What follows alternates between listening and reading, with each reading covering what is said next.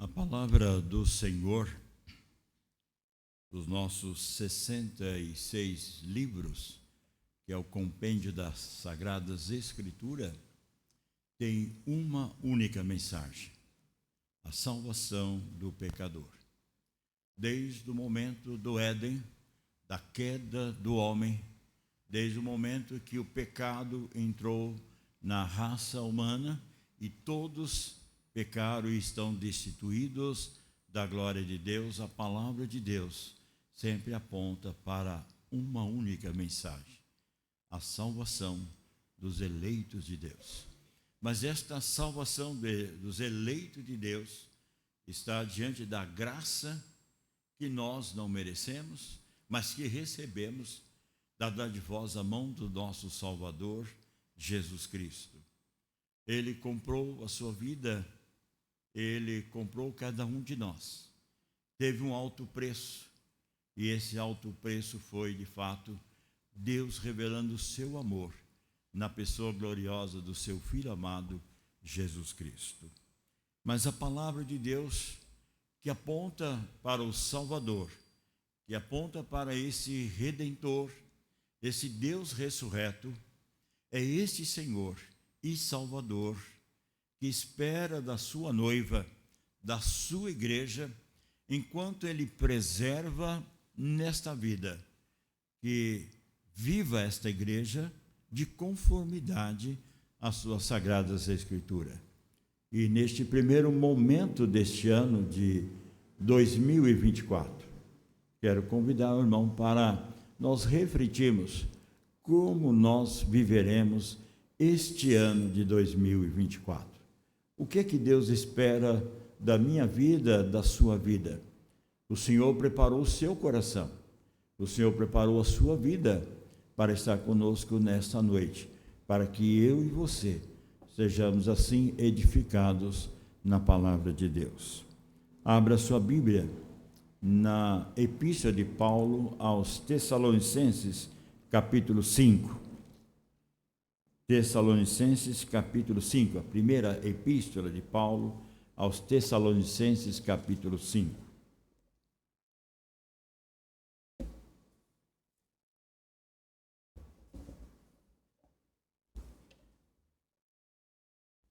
Apenas 2 versículos da palavra de Deus neste momento.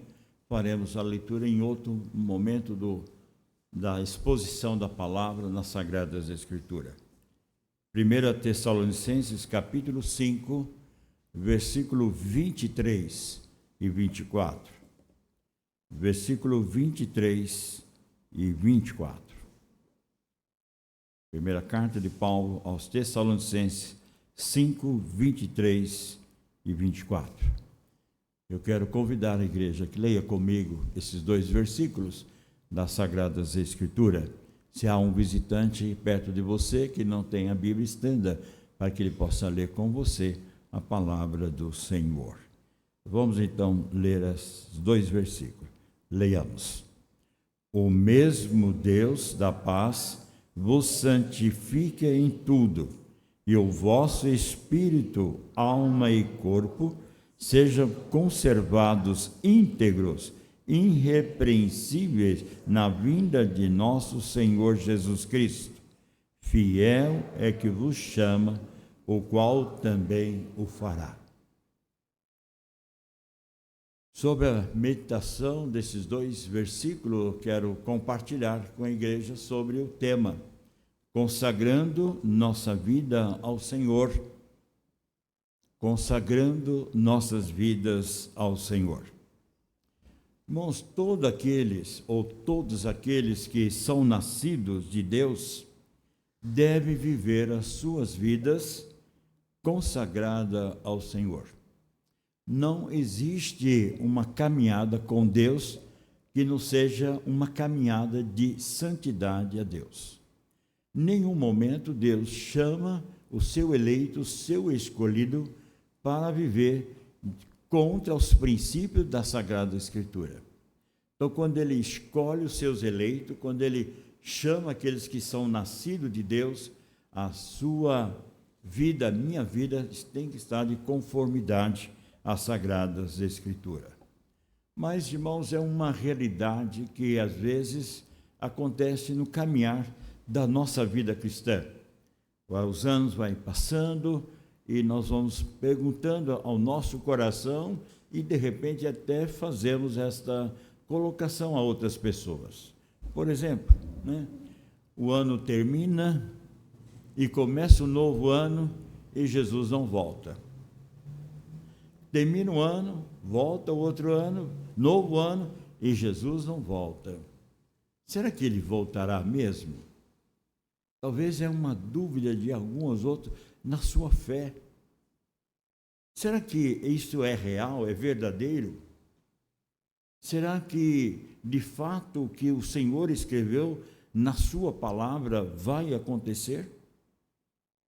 Irmãos, muitas vezes nós caminhamos nessa expectativa, alguns pensando que nada vai acontecer. E às vezes nós acabamos assimilando o conceito do mundo. E o conceito do mundo é esse: nasci, cresci, casei, pronto, morri, tudo acabou. É só isso. Não é esse o conceito de Deus, principalmente daqueles que são nascidos de Deus. E o apóstolo Paulo, então, vai responder algumas inquietações que o pastor Timóteo, ao visitar o apóstolo Paulo na cadeia, estava preso por causa de Cristo, pregando o evangelho de Cristo, mas ele chega na prisão e diz: Paulo, a igreja de Tessalônica, os novos crentes, principalmente os novos, estão ainda confusos, estão vivendo uma inquietação com respeito a algumas coisas relacionadas à pessoa de Cristo. E Timóteo dá as informações. Então, Paulo escreve a primeira carta, e uma das bases principais desta primeira epístola é falar da volta gloriosa de Cristo Jesus. Então, ele chama a atenção logo no capítulo 5, para nós entendermos o que Paulo começa a responder para a igreja de Tessalônica, com respeito à volta de Cristo.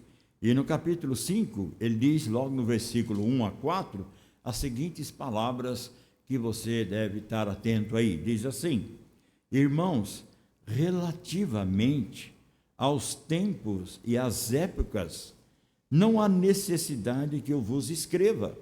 Ou seja, não há tempo determinado por Deus que vai ser no ano tal, no século tal, no milênio tal. Mas o que ele diz mais? Pois vós mesmos estáis inteirados com precisão que o dia do Senhor vem como ladrão da noite. Olha, você sabe quando é que o ladrão entra na sua casa? Você já está sabendo? Não, nem eu, nem você. É assim que virá o Senhor.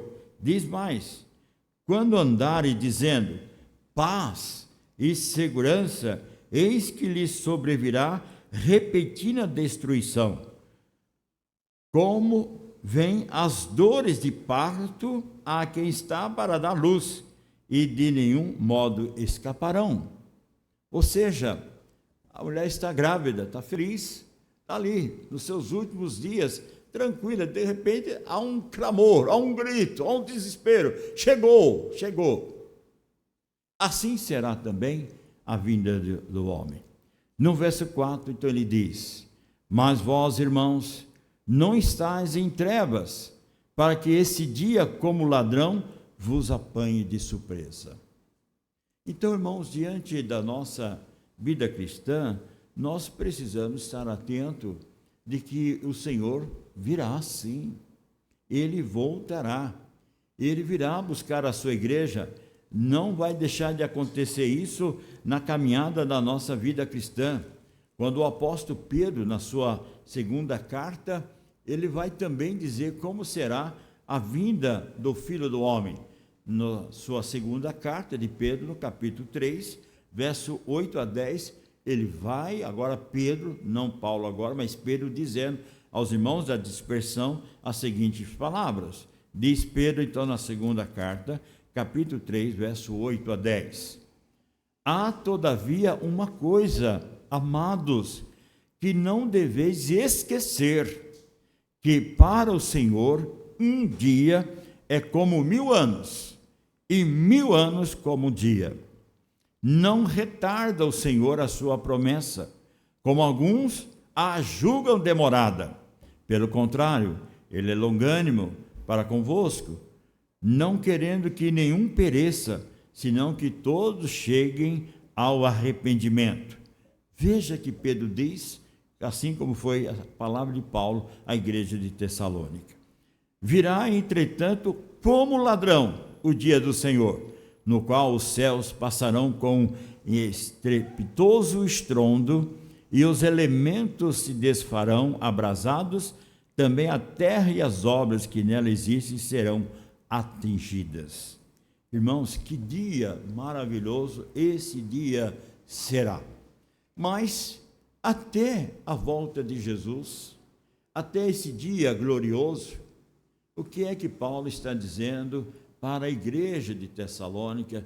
O que é que Deus quer com a minha vida, com a sua vida, no decorrer do ano de 2024? E ele então responde algumas colocações. Paulo diz à igreja de Tessalônica: permaneça na vida dedicada ao Senhor. Ou seja, foi comprado com precioso sangue, você fez a sua pública profissão de fé, você já é professo há algum tempo na sua vida cristã. Lembra quando você fez esse dia glorioso, especial? É naquele dia que você, de fato, teve a certeza que a sua vida foi comprada pelo Senhor Jesus. Então permaneça nessa vida de santidade ao Senhor. Outra coisa, consola os que se encontram em luto. Paulo está dizendo aqui no capítulo 5 que alguns irmãos ficaram entristecidos porque Jesus não voltava e os crentes estavam morrendo e eles estavam desesperados. E Paulo diz: consola esses irmãos que estão em luto, porque ele virá, ele vem buscar aqui e acolá sua noiva, mas chegará o grande dia, do dia glorioso que será o arrebatamento da noiva da igreja de Cristo Jesus. A vinda do Senhor é certa, não sabemos o dia. Em 2 momentos está aqui alerta, é como o dia de um ladrão, não sabemos, mas a palavra de Deus em Mateus nos diz que o Senhor virá quando o evangelho for pregado em todas as nações, e nós estamos vendo ano após ano que nações e outras nações têm sido alcançadas pelo evangelho, pelos nossos missionários, e a palavra de Deus está avançando, até que chegue o grande dia do soar da trombeta de Deus, conforme diz Mateus 24, 31. O soar da trombeta, então virá o Filho do Homem. Mas na carta de Tessalônica, Pedro também vai responder algumas inquietações doutrinárias para que aqueles irmãos conservem-se em santidade ao Senhor. E ele responde algumas inquietações. Como nós vimos no capítulo 1 de Tessalonicenses, no versículo 2 a 6, Paulo vai dizer que a Trindade, a presença do Pai, do Filho e do Espírito Santo é com a noiva, é com a igreja.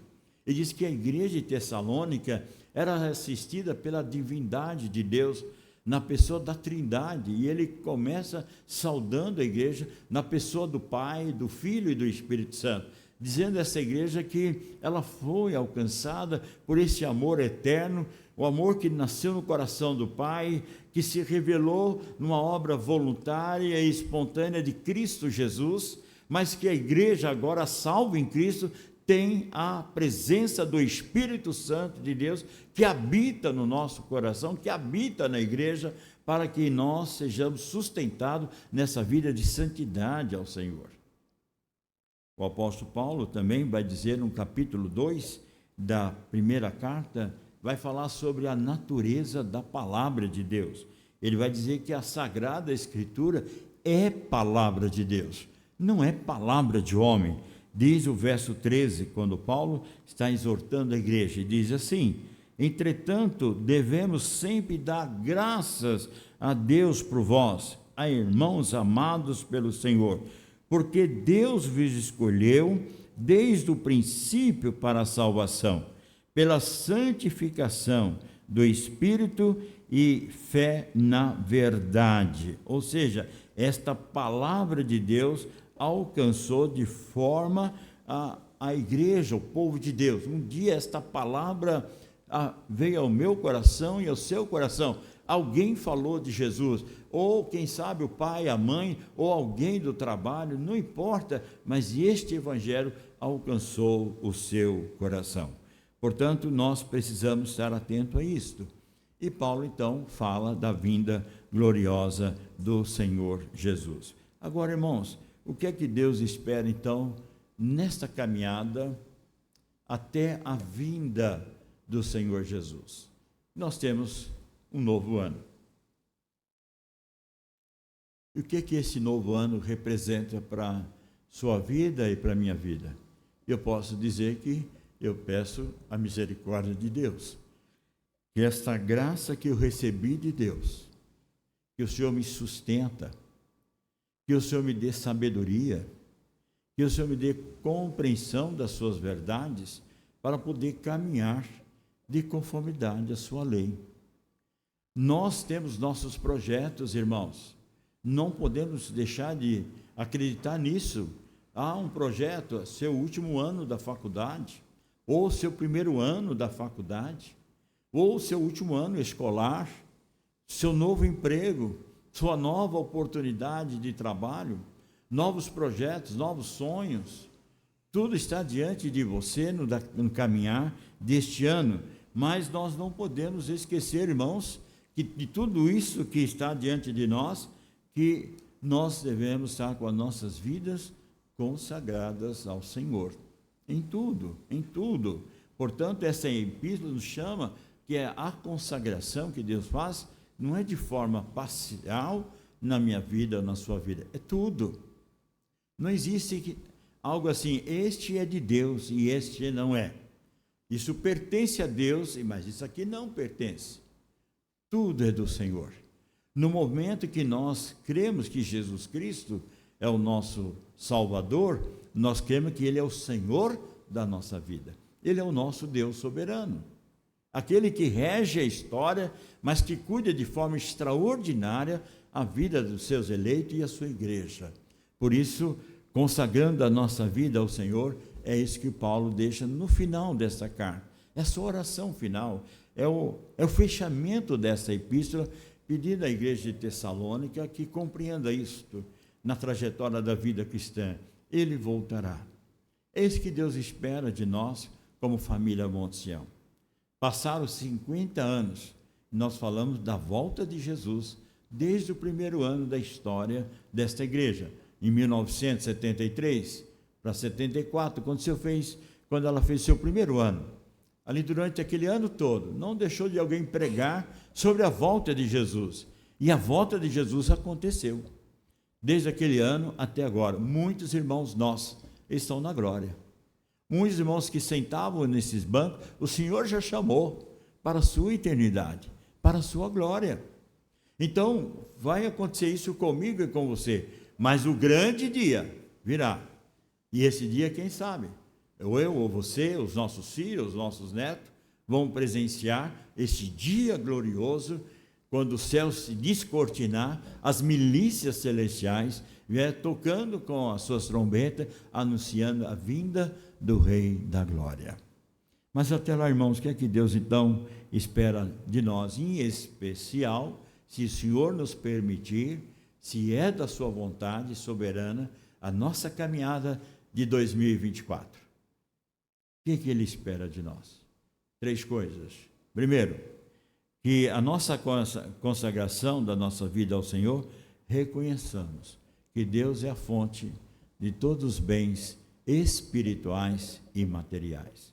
Irmãos, não está em primeiro lugar as coisas materiais. Não é isso que Deus ensina na sua palavra.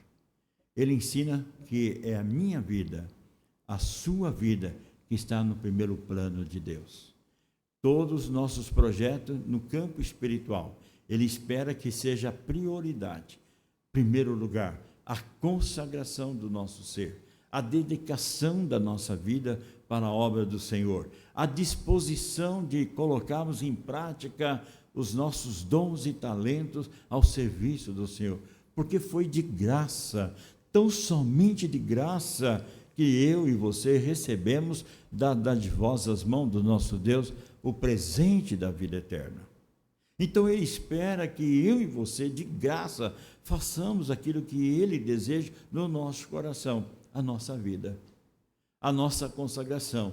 Então nós não podemos começar o ano vivendo numa vida de impureza, de infidelidade, de desobediência à Sagrada Escritura, não consagrando o nosso ser, não se dedicando ao nosso tempo devocional, nosso momento de comunhão em família, nosso momento de adoração ao Senhor. Não é por qualquer motivo que você vai abrir mão de estar na presença dos eleitos de Deus para um grande momento de louvor e adoração a Deus. Hoje é domingo, hoje eu não vou na igreja, estou sem vontade. Hoje eu estou sem vontade para a igreja. Não, hoje eu não vou. Hoje eu vou ficar, eu vou assistir. Eu nem sei se existe mais esse cara, tal do Faustão da vida aí. Não, eu não vou mais. Eu não vou. Eu vou ficar, eu prefiro ficar em casa. Abrindo mão do privilégio, irmão, de estarmos em comunhão com o povo de Deus, em família, louvando a Deus, orando e bendizendo ao Senhor.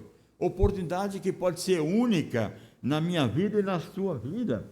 Ou seja, talvez seja o nosso último culto da vinda de Cristo. Então, Deus é a fonte de todos os bens espirituais e materiais.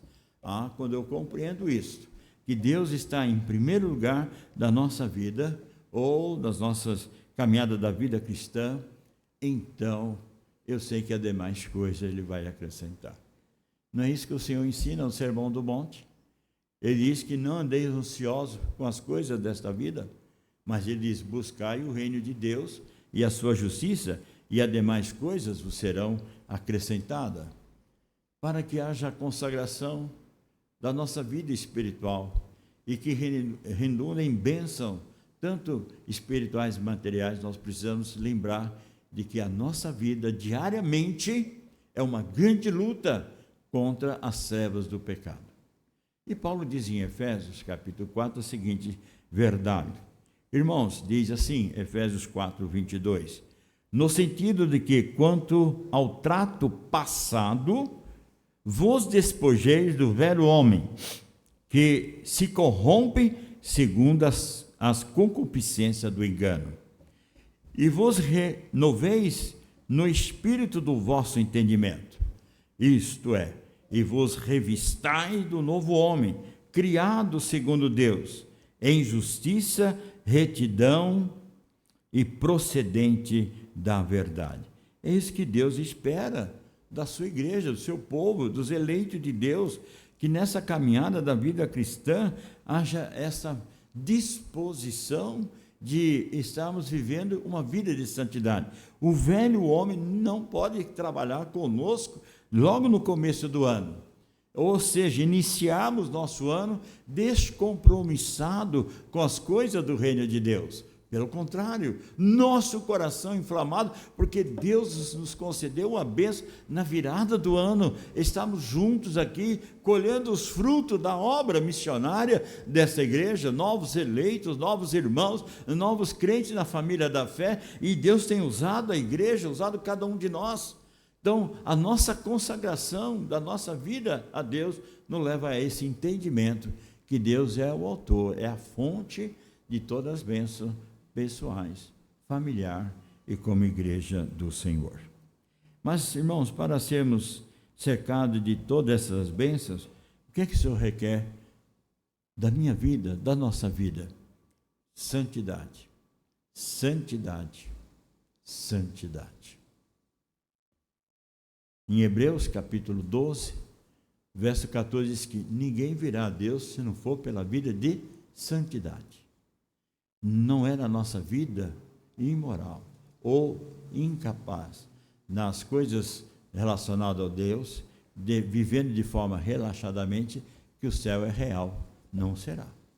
porque Deus não aceita que o seu reino seja dividido com o reino deste século.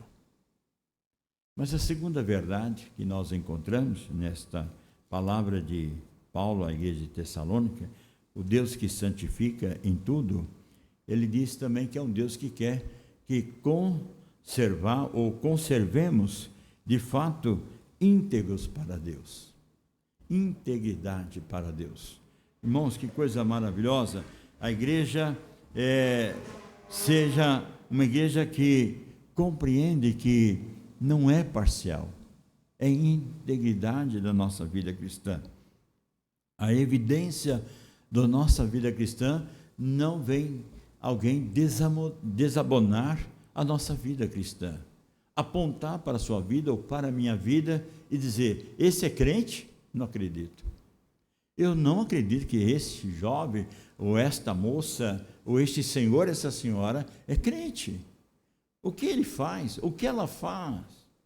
Irmãos, nós precisamos ser irrepreensíveis, íntegro, correto, completo. Nada que venha trazer de repreensão contra nós, mas pelo contrário, que nós na vida cristã, conservando a nossa vida íntegra diante de Deus, nós possamos brilhar o nome do Senhor Jesus. Rei Davi foi um homem que a palavra diz que era um homem segundo o coração de Deus. Davi sempre teve na sua vida os seus poemas, os seus hinos, os seus cânticos. Boa parte dos saltérios, dos 150 salmos, foi escrito por Davi. Não foram 150, outras pessoas escreveram. Mas um dos salmos de Davi, ele vai falar exatamente do que Deus espera, e ele faz isso através de um cântico. E no Salmo 37, no verso 18, ele diz assim, nesse cântico: o Senhor conhece os dias dos íntegros, a herança deles permanecerá para sempre. Ou seja, Deus conhece os dias daqueles que são íntegros diante de Deus, e serão recompensados, e serão abençoados, não só na eternidade não, mas aqui na presente vida. Nós seremos alcançados de bênçãos sem medida, como falamos anteriormente, porque nós andamos em integridade, nós andamos de conformidade à Sagrada Escritura, nós não fazemos parte deste mundo velho, deste mundo corrompido, mas pelo contrário, nós somos luzeiro neste mundo. Ainda no Salmo 37, o salmista, ou o rei Davi, no seu cântico, ainda vai dizer no verso 37, diz assim: observa o homem íntegro e atenta no que é reto, porquanto o homem de paz terá o quê? Posteridade. Irmãos, que alegria saber que nós estamos dentro desse projeto de Deus de viver a nossa vida de santidade a Deus, conservando-nos íntegros diante de Deus. Nada possa condenar nós, e que Deus, olhando em Cristo Jesus a nossa vida, Ele reconhece que nós somos seus filhos, que os nossos nomes estão escritos no livro da vida. Ainda Davi, na sua oração, ele vai falar quem são aqueles que vão morar no céu. Quem é que vai morar no céu? E ele então vai dizer sobre a parte íntegra dos cristãos. E o Salmo 15, no verso 1 e 2, diz o seguinte: quem, Senhor, habitará no teu tabernáculo? É uma pergunta. Quem, Senhor, habitará no teu tabernáculo? Ele faz uma outra pergunta: quem há de morar no teu santo monte? Aí então ele responde no verso 2. Diz Davi: o que vive com integridade e pratica a justiça e de coração fala a verdade. Irmãos, então, o que vai morar no céu? Aqueles que estão de conformidade à Sagrada Escritura. Em outras palavras, eu ouço a palavra, mas também pratico a palavra na caminhada da nossa vida cristã. Então, irmãos, nosso novo ano, nós precisamos olhar para a nossa vida, que nós temos dons e talentos. Deus quer usar esta igreja, usar cada um dos irmãos, desde do nosso pequenino que já aprende no berçário, na classe das crianças, as Sagradas Escrituras, e que já começa a falar lá na escolinha de que Jesus não gosta disso, que não podemos fazer isso porque não agrada a Deus. Nossas crianças já falam isso. Então Deus espera do adolescente, do jovem, dos adultos e de todos nós este compromisso dessa nossa vida de integridade ao Senhor. E como é que Paulo diz isso quando fala aos crentes nas cartas aos Romanos? Ele diz algo muito interessante, diz o seguinte, o que ele espera da igreja, do eleito de Deus, do povo de Deus. Diz o seguinte, a palavra de Deus em Romanos capítulo 6, verso 11 a 14. Assim também vós, considerai-vos, veja bem, mortos para os pecados, mas vivo para Deus em Cristo Jesus. Sou nascido de Deus, nós somos nascidos de Deus, então nós vivemos morto para o pecado e vivo para Deus. Então não reina, portanto, o pecado em vosso corpo mortal, de maneira que obedeçais às suas paixões, nem ofereçais cada um os membros do seu corpo ao pecado, como instrumento de iniquidade, mas oferecei-vos a Deus como ressurretos dentre os mortos, e os vossos membros a Deus como instrumento de justiça, porque o pecado não terá domínio sobre vós, pois não estáis debaixo da lei, mas sim da graça. Foi de graça que eu recebi, logo eu recebi isso. Um homem mortal, um homem carnal, mas a graça me alcançou e me transformou, dando a mim uma vida de santidade, para que eu possa reconhecer que tudo vem de Deus, bênçãos espirituais e materiais, e também Deus me deu que eu conserve a minha vida na integridade diante do Senhor. E por fim, irmãos, o apóstolo Paulo vai dizer o seguinte, que dentro dessa trajetória da nossa vida cristã, aguardamos a volta do Senhor Jesus. Aguardamos a volta do Senhor Jesus. Ele diz assim, íntegros, irrepreensíveis, até ou na vinda de nosso Senhor Jesus Cristo. Ele é fiel o que vos chama, o qual também fará isto. Irmãos, eu sei que no começo do ano, e as pessoas podem dizer assim, mas o pastor já fala da volta de Jesus, já quer que nós morramos logo no começo do ano. Não, não é isso. Que Deus permita o ano inteiro, e muitos anos. E que você seja um pai abençoado, uma mãe abençoada, de ver filhos dos teus filhos, geração sobre geração. Mas nós não podemos esquecer de a qualquer momento Deus chama cada um de nós. E Ele quer de nós que aguardemos a volta de Jesus. Ou nós indo ao encontro dele, ou nós aguardando a sua vinda gloriosa de Cristo Jesus. Por isso ele espera de quê? Que a santificação é a nossa preparação para a vinda do Senhor. Deus fará isso, porque nós não somos capazes por nós mesmos. A graça de Deus que nos alcança, o amor de Deus que está em nós, é que nos impulsiona a viver esta vida de santidade ao Senhor. O que é que Deus tem para você neste ano de 2024? Até o 7º dia do ano, nós já sabemos o que aconteceu, né? Como foi dia 1º, com a família, dia 2, voltando a trabalhar, outros de férias ainda, outros viajando, outros voltando, outros indo de viagem, até o dia 7 nós sabemos. E o dia de amanhã? Deus proverá, diz Tiago, no capítulo 4. O dia de amanhã está nas mãos de Deus.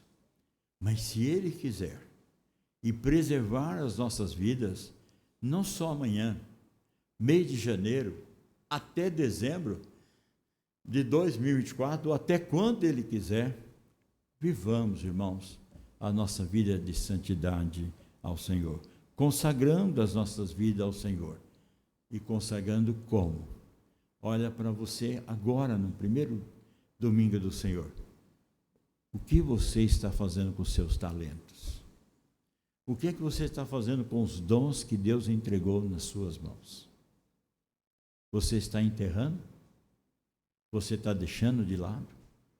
Ou você vai começar esse ano a dizer assim: eis-me aqui, Senhor, eu estou consagrando meus dons, eu estou consagrando os meus talentos, mas acima de tudo, eu estou consagrando a minha vida, porque eu quero viver para o teu louvor e para a tua glória.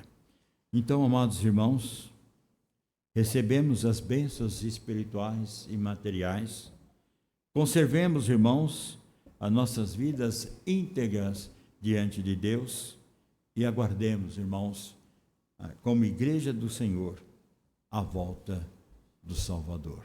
Até lá, que haja em nós essa total confiança e certeza que Ele virá outra vez. Que Deus assim nos abençoe. Amém.